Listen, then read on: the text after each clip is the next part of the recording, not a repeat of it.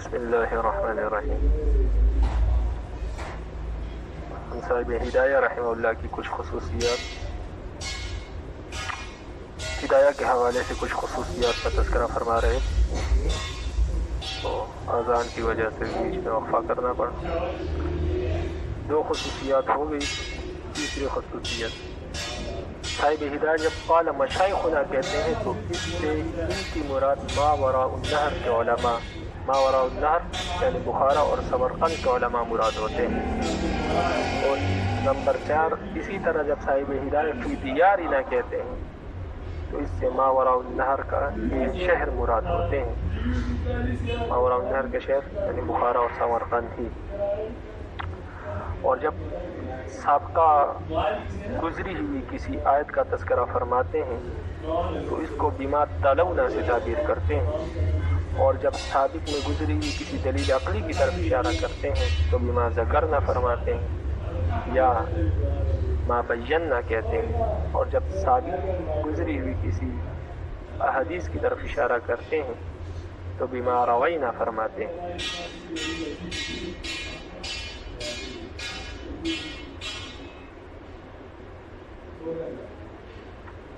اسی طرح صاحب ہدایہ جب لفظ اصل ذکر کرتے ہیں تو اس سے ان کی مراد امام ابو عبداللہ محمد بن الحسن الشیبانی کی کتاب المبسوط ہوتی ہے، اور آپ نے پہلے پڑھا کہ مبسوط اصل کے نام سے مشہور اور معروف ہے۔ اسی طرح صاحب ہدایہ باب کے شروع میں مختصر القدوری کے مسائل ذکر فرماتے ہیں اور باب کے آخر میں جامع صغیر کے مسائل بیان فرماتے ہیں۔ اگر قدوری اور جامع صغیر کی عبارت میں کچھ اختلاف ہو تو وفی الجامع الصغیر کہہ کر صراحت فرما دیتے ہیں کہ پہلے والا مسئلہ مختصر القدوری کا ہے اور یہ جو مسئلہ میں ابھی بیان کر رہا ہوں یہ جامع صغیر کا ہے۔ اسی طرح جب صاحب ہدایہ لفظ قالو استعمال کرے تو یہ اس بات کی علامت ہے کہ اس مسئلے میں علماء کا اختلاف ہے۔ اور اسی طرح اگر صاحب ہدایہ ھذا الحدیث محمول علی قضا فرمائے تو اس کی مراد یہ ہے کہ محدثین نے اس حدیث کو اس معنی پر محمول کیا ہے، اور اگر نحمل فرمائیں تو اس سے ان کی اپنی ذات مراد ہوتی ہے کہ میں نے اس حدیث کو اس معنی پر محمول کیا ہے۔ اور اگر عن فلان کہے تو اس سے ان کی مراد یہ ہوتی ہے کہ یہ ایک روایت ہے فلاں شخص سے، اس کا مذہب نہیں ہے۔ مذہب بیان کرنے کے لیے صاحب ہدایہ عند فلان کا الفاظ استعمال فرماتے ہیں کہ یہ فلاں شخص کا مذہب ہے، جیسے عند ابی حنیفہ، عند الشافعی، عند مالک اور عند ابی یوسف رحمہم اللہ تعالی۔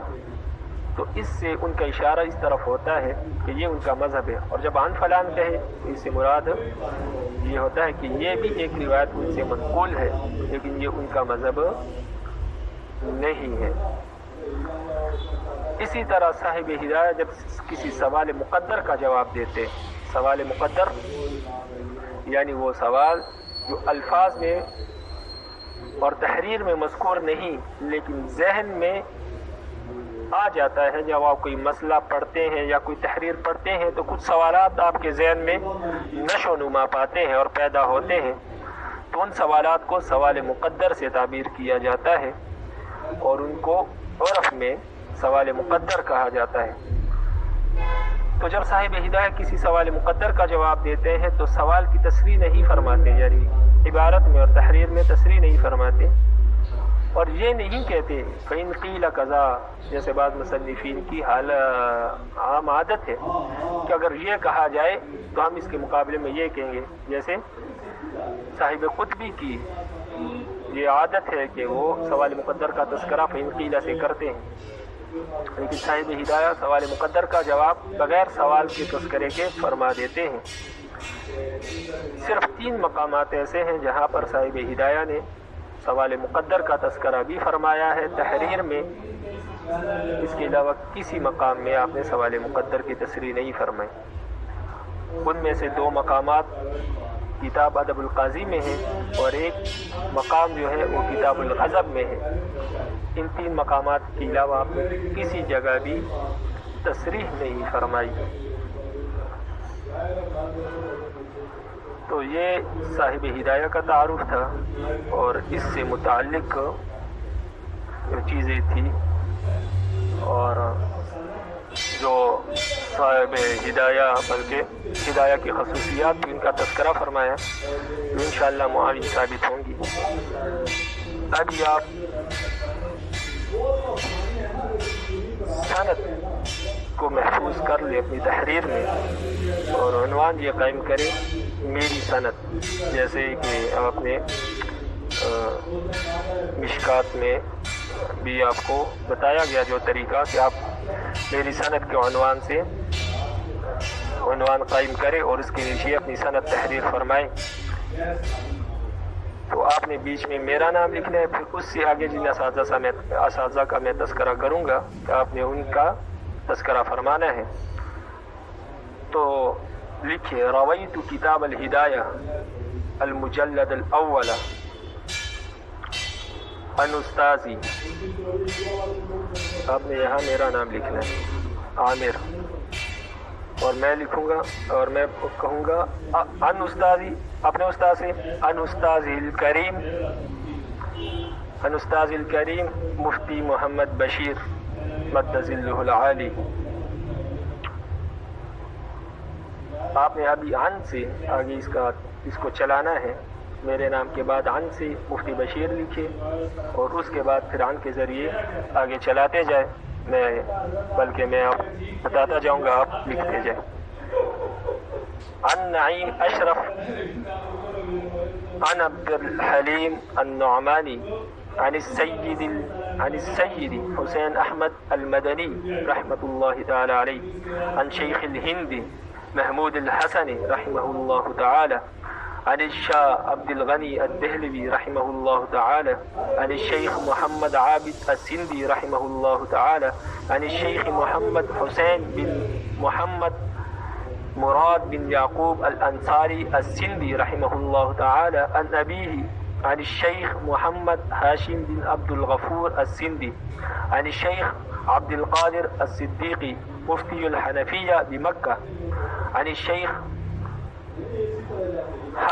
حسن العجمی عن الشیخ احمد القشاشی، عن احمد بن علی العباسی، عن عبد الرحمن بن عبد القادر بن عبد العزیز القاہری، عن مجد الدین محمد بن عبد اللہ الزرندی المدنی الحنفی، عن شیخ الحنفیت امین الدین یحییٰ بن محمد بن ابراہیم الاقصرانی القاہری، عن قاضی القضاء زین الدین ابی بکر بن الحسین العثمانی المراغی، عن القاسم محمد بن یوسف البزالی، عن مظفر الدین احمد بن علی الساعاتی الحنفی، عن ظہیر الدین محمد بن عمر بن محمد البخاری المنوجابادی، عن محمد بن عبد الستار الکروی، عن الامام برہان الدین المرغینانی والشیخ احمد القشاشی یرویہ ایضاً، یہ جو آپ نے ابھی نام پڑھا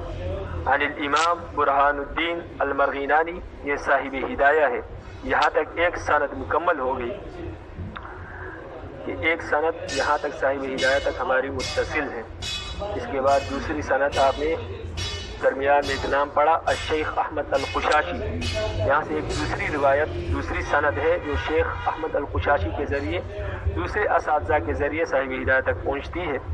تو اس کا بھی تذکرہ فرما دیتے ہیں، آپ اس کو بھی محفوظ فرما لیں۔ والشیخ احمد القشاشی یرویہ ایضاً عن محمد بن احمد الرملی، عن القاضی زکریہ، عن عمر بن فہد العلوی، عن جمال الدين محمد بن إبراهيم بن أحمد المرشدي الحنفي عن محمد بن علي بن الكافي القرشي ومحمد بن عبد الله بن أحمد بن المحب المقدس. فالأول عن شمس الدين عبد الله بن حجاج بن عمر الكاشغري عن حسين بن علي بن حجاج بن علي الزغناقي عن حافظ الدين محمد بن محمد بن نصر البخاري الكبير عن المؤلف صاحب الهداية رحمہ اللہ تعالی.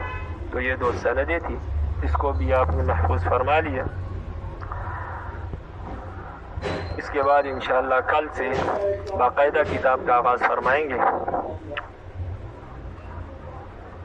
یہ جو کچھ پڑھا سنا گیا اس کے متعلق، اس سبق کے متعلق کوئی سوال، کوئی جواب ہو یا کوئی چیز سمجھ میں نہ آئی ہو تو پوچھا جا سکتا ہے. وما علینا الا البلاغ المبین.